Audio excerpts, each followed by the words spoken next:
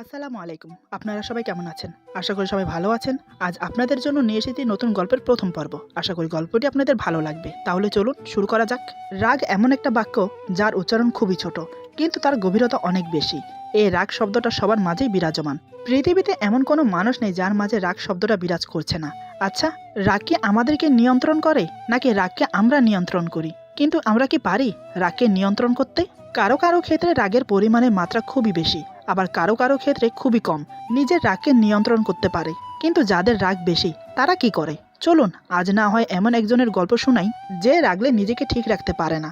কখন কি করে বসে সে নিজেও জানে না। যার রাগকে তার পরিবারের সবাই খুব ভয় পায়। আর এমন একজন রাগী মানুষ যখন কাউকে ভালোবেসে ফেলে তখন তার পরিণতি কি হয় সেটা না হয় এই গল্পে শুনবেন। তাহলে চলুন শোনা যাক। আমার নাম মোহাম্মদ মিরাজ আহমেদ। বাবার একমাত্র সন্তান আমি বললে চলে না, কারণ মা মারা যাওয়ার পর আমার বাবা আরেকটা বিয়ে করে আমাকে দেখাশোনা করার জন্য। কিন্তু অশুভাকাঙ্ক্ষীদের কান ভাঙানিতে আমি কখনো তাকে মা বলে ডাকিনি আমার জানা সত্ত্বে। কিন্তু ওনার মেয়ে আমার জান, যাকে আমি দু চোখে হারাই, যে কিনা আমার কলিজার টুকরো। আমি ছোট থেকে খুব জেদি, খুব রাগী। একমাত্র আমার মা ছাড়া আমাকে কেউই শান্ত করতে পারতো না। মা যখন মারা যায় তখন আমার বয়স 5 বছর। মায়ের মুখ অতটা মনেও নেই। ফুপির মুখে শুনেছি আমার জিদের কারণেই নাকি মায়ের কবর বাড়ির বাগানে দেওয়া হয়েছে। আমি নাকি প্রতিদিন সেখানে গিয়ে ঘুমিয়ে পড়তাম। কখনো কারোর কথা শুনতাম না। কথায় প্রচুর রেগে যেতাম। আর রেগে গেলে ঘরের জিনিসপত্র ভাঙচুর করতাম। তাই আমার বাবাও আমাকে কিছু বলতে পারতো না। তিনি আমাকে খুব ভালোবাসতেন, তাই মা মরা ছেলের প্রতি কোনো শাসন করতে পারেননি তিনি। ছোট থেকে শাসন না করলে ছেলেরা যা হয়, আমার ক্ষেত্রেও তাই হয়েছে। আমি আমার মতোই চলছি। এক কথায় যাকে বলে বড়লোক বাবার বুকে যাওয়া ছেলে। বাবা দ্বিতীয় বিয়ে করার ফলে আমি তাকে বাবা বলেও ডাকি না। কারোর সাথে কোনো কথা বলি না। ওই যে বললাম, অশুভাকাঙ্ক্ষীদের কান ভাঙানোর ফল। পড়াশোনা কমপ্লিট করেছি, বছর হতে চলল। তবে এখনও প্রতিদিন কলেজে গিয়ে পড়ে থাকি। কার জন্য জানেন? আমার নীর পাখির জন্য। ওকে যে আমি খুব ভালোবাসি, তবে ভালোবাসাটা একতরফা। সে আমাকে ভালোবাসে না। প্রথম যেদিন তাকে কলেজে দেখি সেদিনের পর থেকে তাকে ভালো লেগে যায়। তারপর ধীরে ধীরে ভালোবাসা জন্মায়। কিন্তু এতবার প্রপোজ করার পরেও সে আমার ভালোবাসা গ্রহণ করেনি। আজও আমি কলেজে এসেছি। এমন সময় নীরা আর তার বান্ধবীরা কলেজ থেকে বের হচ্ছে। এরই মধ্যে আমি সিগারেটের ধোঁয়া উড়াতে উড়াতে নীরের সামনে এসে পথ আটকে দাঁড়াই। আমি বললাম, নীর, তোমার সাথে আমার একটু কথা আছে, আর বাকিরা সবাই যেতে পারো। নীরা বলে, আপনার মতো ফালতু লোকের সাথে আমার কথা বলার মতো কোনো সময় নেই। আমি বললাম, হ্যাঁ হ্যাঁ, আমার সাথে তো তোমার কথা বলার কোনো টাইমই নেই। আর সবার সাথে গা ঢলাঢলি করতে তো তোমার অনেক সময়। নীরা বলে, মাইন্ড ইন ল্যাঙ্গুয়েজ। আপনি আমার পার্সোনালিটি নিয়ে কথা বলার অধিকার কই পান? হ্যাঁ, লজ্জা বলতে কিছু নাই না? আপনি নিজে কি একবার ভেবে দেখেছেন? বড়লোক বাবার উচ্ছে যাওয়া ছেলে, যার না আছে কোনো গুণ, না আছে কোনো পার্সোনালিটি। সারাদিন বাইকে ঘোরা আর মেয়েদের টিচ করা ছাড়া আপনার কোনো কাজ আছে? কে আপনি? হ্যাঁ, আমার ভাই, বন্ধু, বিএফ? কোনো কথা বলবো না আপনার সাথে। আমার লাইফটা মজা বানিয়ে দিয়েছেন আপনি। আমি বললাম, আমি তোমার কাছে আমার ক্যারেক্টার সার্টিফিকেট নিতে আসিনি, বোঝাতে এসেছি। ওই ছেলেটার সাথে যেন আর কথা বলতে না দেখি, বলে দিলাম। তা না হলে তোমার কপালে দুঃখ আছে, মনে থাকে যেন। নীরা বলে, আমি আপনার ঘরের বউ না যে আপনি যা বলবেন আমার শুনতে হবে। আর না আমার উপর আপনার কোনো অধিকার আছে। ওকে, সরুন আমার সামনে থেকে। আমি বললাম, কাজটা তুমি মোটেই ভালো করলে না নীর। তোমার উপর যে আমার অধিকার কি সেটা আজ বুঝবে তুমি। এই বলে চলে গেলাম। আসলে ওর নাম নেহারিকা আক্তার নীরা। আমি ভালোবেসে নীর বলে ডাকি। কলেজে অনার্স একম বর্ষের ছাত্রী। বাবা মার একমাত্র আদরের মেয়ে। ওর বাবা ব্যাংকের ম্যানেজার আর মা সংসার সামলায়। সংসার সামলানো কিন্তু চারটিখানি কাজ না, যে করে সে জানে। আমাকে নাকি কোনো দিক থেকেই ভালো লাগে না নীরার। আর ভালোবাসবে তো দূরে থাকা আমাকে। আজ কয়েকদিন যাবৎ লক্ষ্য করছি নীর আমার ক্লোজ ফ্রেন্ড আশিকের সাথে কথা বলে। বারণ করা সত্ত্বেও আমার কোনো কথা শোনে না। আমার কোনো কথা পাত্তা না দিয়ে আমার সামনে আশিকের হাত ধরে গল্প করে। আমি লাস্টবার বারণ করতে আসছি আজ, কিন্তু নীরা আমার কথাগুলো পাত্তা না দিয়ে পরে আশিকের সাথে বাসায় যাওয়ার জন্য বেরিয়ে যায়। ব্যাপারটা আমার হজম হলো না, তাই আমি রাস্তায় গাড়ি নিয়ে আশিকের বাইকের সামনে দাঁড় করাই। আমার সাথে আরো কয়েকজন ছিল। তারপর দুজনকেই জোর করে গাড়ির ভেতরে তুলে নেই। আশিকের মাথায় বন্দুক ঠেকিয়ে রাখে, তাই সে ভয়ে কিছু বলতে পারছে না। জীবনের মায়া কার না থাকে বলেন? তাই চুপ করে আছে। এদিকে নীরা বাঁচাও বাঁচাও বলে চিৎকার করে যাচ্ছে। ওর চিৎকারে আমার কানে তালা লেগে যাচ্ছে। মেজাজটা বিগড়ে যায়, তাই কষে একটা থাপ্পড় মারি। এক থাপ্পড়ে নীরা জ্ঞান হারায় আর আমার গায়ে ঢলে পড়ে। আমি আমার হাত দিয়ে ওকে আগলে রাখি। প্রায় ঘন্টাখানেক লাগলো বাংলোতে পৌঁছতে। আমার বাবার 4-5টা বাড়ি আছে, তার মধ্যে একটা বাড়ি আমার খুব পছন্দ, তাই সেটাকে আমি আমার জন্য ইউজ করি। যখনই বেশি মন খারাপ হয়ে যায় তখন এই বাড়িতে চলে আসি একাকিত্বভাবে সময় কাটানোর জন্য। নীরাকে নিয়ে এই বাড়িতেই এসেছি। বাড়ির ভেতরে প্রবেশ করে গাড়ি থামতেই নীরাকে পাজা কোলে করে নিয়ে একটা রুমে নিয়ে রাখি। অন্য রুমে আশিককে বন্দি করে রাখি। কিছুক্ষণ পর নীরার যখন জ্ঞান ফিরিল তখন নিজেকে সুন্দর একটা ফুলে ভরা বিছানায় আবিষ্কার করে। আসলে আমি বিছানাটাকে ফুল দিয়ে সাজিয়েছিলাম শুধুমাত্র নীর পাখির জন্য। এদিকে নীরার রুমটা খুব ভালো লাগে, সে ঘুরে ঘুরে দেখতে থাকে। সে ভুলেই গেছে সে কিভাবে এখানে এসেছে। হঠাৎ মনে হতেই তখন ওর আশিকের কথা মনে পড়ল। এমন সময় আমি রুমে প্রবেশ করি। আমি বললাম, আমার নীর পাখিটা কি করছে? নীরা বলে, মানে কি এসবের? আশিক কই? আমি বললাম, মরেনি, জীবিত আছে। এখনো যদি আমার কথা না শোনো তাহলে ওর কি হবে আমি নিজেও বলতে পারছি না। নীরা বলে, কি করবেন আপনি? আমি বললাম, আমার কথা না শুনলে মেরে ফেলবো ওকে। নীরা বলে, আপনি মানুষও খুন করেন? আমি বললাম, না, কখনো করিনি, তোমার জন্য এই প্রথম করব যদি তুমি আমার কথা না শোনো। নীরা বলে, আপনি কিন্তু মোটেই ভালো করছেন না, আমি কিন্তু পুলিশের কাছে যাব। আমি মুচকি হেসে বললাম, আমার নীর পাখিটার এত কষ্ট করতে হবে না, পুলিশ আমার সাথে এখানেই আছে। আশিককে মারার পর উনি অ্যাক্সিডেন্ট কেস বানিয়ে চ্যাপ্টার ক্লোজ করে দেবে। নীরা বলে, আপনি কেন করছেন এটা? প্লিজ আমাকে ছেড়ে দিন, আমাকে আমার মতো বাঁচতে দিন। আমি বললাম, নীর পাখি, আমি তোমাকে শুধু পেপারে ফর্মালিটিতে বিয়ে করব, যাতে তোমার উপর আমার অধিকার থাকে। ছোট্ট একটা সই দিয়ে তুমি বাসায় চলে যাও, ব্যাস। নীরা বলে, আমি আপনার সব কথা শুনবো, প্লিজ শুধু এই কাজটা আমি করতে পারবো না। আমি বললাম, ঠিক আছে নীর, তুমি বাসায় যাও। নীরা বলে, আশিক? আমি বললাম, ওকে তো আমি ছাড়ছি না, মরতে হবে ওকে। ওকে বারণ করেছিলাম তোমার সাথে কথা না বলতে, কিন্তু ও আমার কথা শুনে নাই। নীরা বলে, কি চান আপনি? আমি বললাম, এই পেপারটাতে জাস্ট একটা সই। নীরা বলে, কোথায় সই করতে হবে? আমি বললাম, এই তো আমার নীর পাখি, এখানটায়। নীরা বলে, আগে আমি আশিককে আমার সামনে চাই। আমি বললাম, তুমি সইটা করে দাও, আমি ওকে সশরীরে বাসায় পৌঁছে দেব, বিশ্বাস রাখো আমার উপর। নীরা তাচ্ছিল্যের হাসি দিয়ে বলে, বিশ্বাস? আর আপনাকে? আজ যে কাজটা আপনি করেছেন তারপর আপনার মুখটা দেখতেও আমি রাজি না। Just hate you, just hate you. আমি বললাম, এমনটা বলো না নীর, এই মিরাজ তার নীরকে পাওয়ার জন্য যে কোনো কাজ করতে পারে, তার জন্য আমাকে কাউকে খুন না কেন করতে হয়? তুমি শুধু আমার নীর, তুমি শুধু আমার, তুমি শুধু আমাকে ভালোবাসবে, জাস্ট মি। আর আমার কথা না শুনলে যে কি করতে পারি তা তুমি ভালোভাবেই জানো।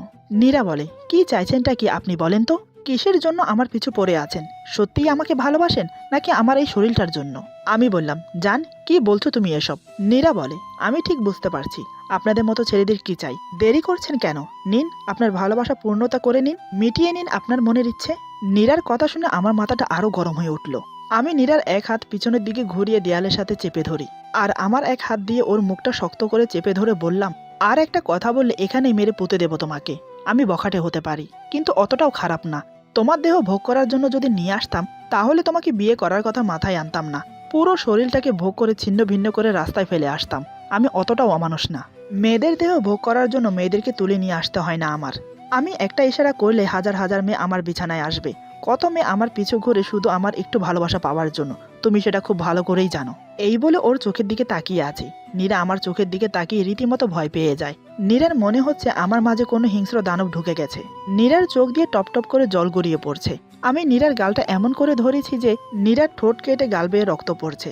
হঠাৎ আমার হাতে গরম কিছুর অনুভব করতেই বুঝতে পারলাম ব্যাপারটা। আমি তাড়াতাড়ি নীরাকে ছেড়ে দিয়ে ওকে নিয়ে ব্যস্ত হয়ে পড়ি। নীরা ফুফিয়ে ফুফিয়ে কাঁদতে থাকে। আমি চেঁচিয়ে বললাম, মাইনকা, এ মাইনকা, কই গেলি, জলদি আয়। মানিক দৌড়ে এসে বলে, জি স্যার। আসলে ওর নাম মানিক, আমি ওকে মাইনকা বলে ডাকি। আমার বাড়ির কেয়ারটেকার, আমি না থাকা সত্ত্বে ও সবকিছু দেখভাল করে। আমি বললাম, তাড়াতাড়ি ওষুধের বক্সটা নিয়ে আয়। আমার কথা শুনে মানিক দৌড়ে গিয়ে ওষুধের বক্সটা নিয়ে এসে আমার হাতে দিয়ে চলে গেল। সে খুব ভালো করেই জানে এ সময় এখানে দাঁড়িয়ে থাকলে ওর কপালে দুর্গতি আছে। আমি ওষুধের বক্সটা নিয়ে নীরার কাছে গিয়ে ফ্লোরে বসে পড়লাম, কিন্তু আমার হাত কাঁপছে।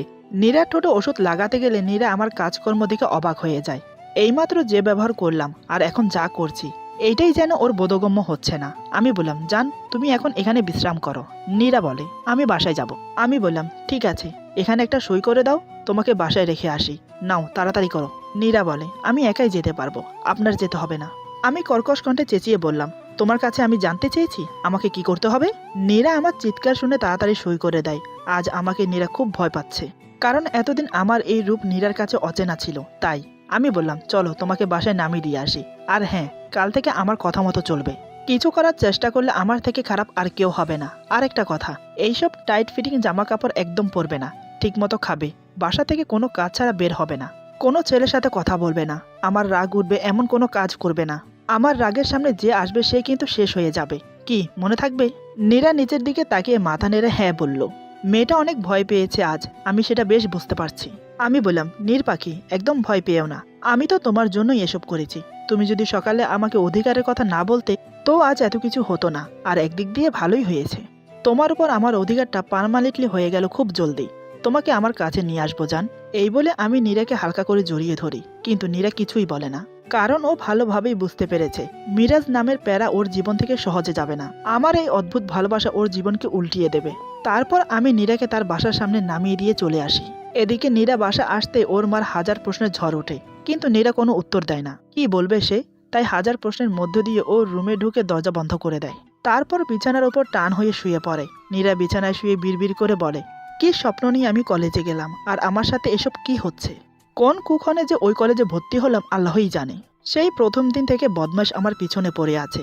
ওর জন্য কলেজে কোথাও শান্তিতে বসতেও পারি না। একটা ছেলে এতটা খারাপ কি করে হতে পারে? আমার জীবনটা নষ্ট করে দিল। ও কত বড় বেয়াদব ছেলে। আমি কি করে আজকের কথাটা বাসায় বলবো? ও যদি আমার মা বাবার কোনো ক্ষতি করার চেষ্টা করে, ওর মতো জানোয়ারের কোনো বিশ্বাস নেই। আমাকে কিছু একটা করতে হবে, যাতে ও আমাকে নিজে থেকেই ছেড়ে দেয়। এইসব ভাবতে ভাবতে কখন সে ঘুমিয়ে গেছে নিজেও টের পায়নি। সকালে ঘুম থেকে উঠে যখন নাস্তা করছে, তখনও মায়ের নানান প্রশ্নের মুখোমুখি হতে হয় নীরাকে। তারও কারণ আছে, কারণ নীরার গালে 5 আঙ্গুলের দাগ, তার সাথে ঠোঁটের নিচে ব্যান্ডেজ। এসব দেখে মা বাবার চিন্তা হবারই কথা। নীরা এক কথায় উত্তর দিয়ে দিল, কাল বন্ধুদের সাথে নদীর পাড়ে ঘুরতে গিয়েছিলাম, সেখানে পা পিছলে পড়ে গিয়ে এমনটা হয়েছে। কিন্তু নীরার পরনের পোশাক দেখে খানিকটা অবাক হয়, তারপরও কিছু বলে না। নীরা নাস্তা করে কলেজে চলে আসে।